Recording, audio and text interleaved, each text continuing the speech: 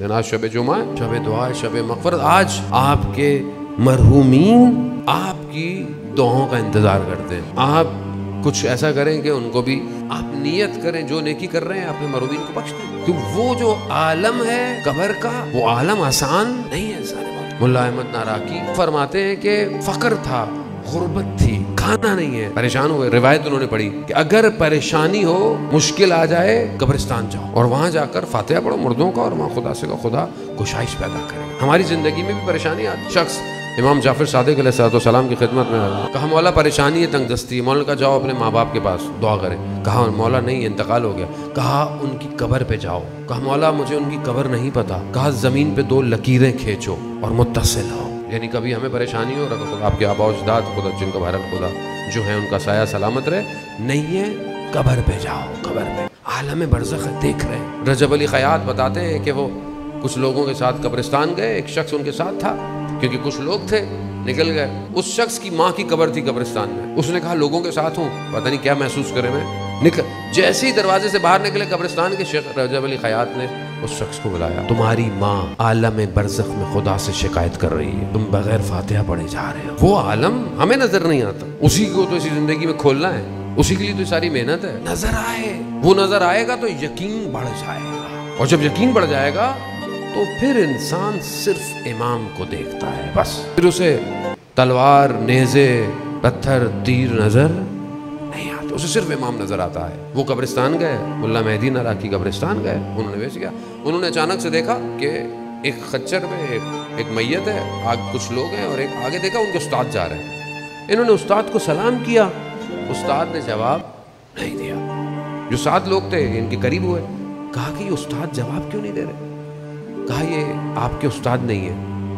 کہا پھر؟ کہا اس میت کو پکڑو پھر پتہ چلے گا. کہا جیسے ہی میں نے اس کی میت کو پکڑا، اچانک سے میں نے دیکھا کہ میں ایک اندھیرے میں چلا گیا ہوں. دریچہ ہے، وہاں سے نور آ رہا ہے. میں وہاں گیا تو میں نے کیا دیکھا کہ سرسبز سی جگہ ہے، ایسے پھول ہیں جو میں نے کبھی دیکھے نہیں، ایسے رنگ ہیں جو میں نے کبھی دیکھے نہیں. اور دیکھا ایک تخت سے ایک خوبصورت جوان بیٹھا ہوا ہے. اس نے مجھے اشارہ کیا، میں بیٹھا. میں نے کہا آپ کون ہیں، یہ کیا ہے؟ کہا میں وہ ہوں جس کا جنازہ تم نے پکڑا تھا. کہا کیا مطلب؟ کہا میں کہیں اور مرا ہوں، دنیا میں کہیں اور میرا انتقال ہوا ہے. ملائکہ مجھے وادی السلام لے کر آئے. کہا وہ آپ کا استاد نہیں تھا، وہ سب ملائکہ تھے. ملائکہ کے لیے روایت میں بھی ہے حضرت جبرائیل علیہ السلام بھی شکل میں آتے تھے.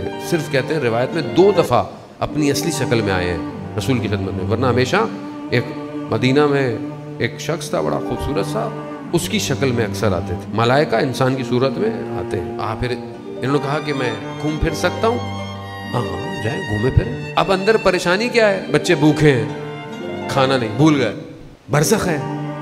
دیکھا ماں باپ نظر آئے، رشتہ دار نظر آئے. انہوں نے جیسے ہی پوچھا سب کیسے ہیں، بچے کیسے ہیں، جیسے ہی بچوں کا سنا پھر اندر وہ کرب پیدا ہو گیا. تو ماں باپ نے کہا کیا ہوا؟ کہا وہ گھر میں فاقہ ہے. کہا فلانی جگہ پر چاول رکھے ہوئے ہیں، لے جاؤ. کہا جتنے لے کے جا سکتے ہو لے جاؤ. ابا پہنے ہوئے تھے، جتنے چاول اٹھا سکتے تھے اٹھائے.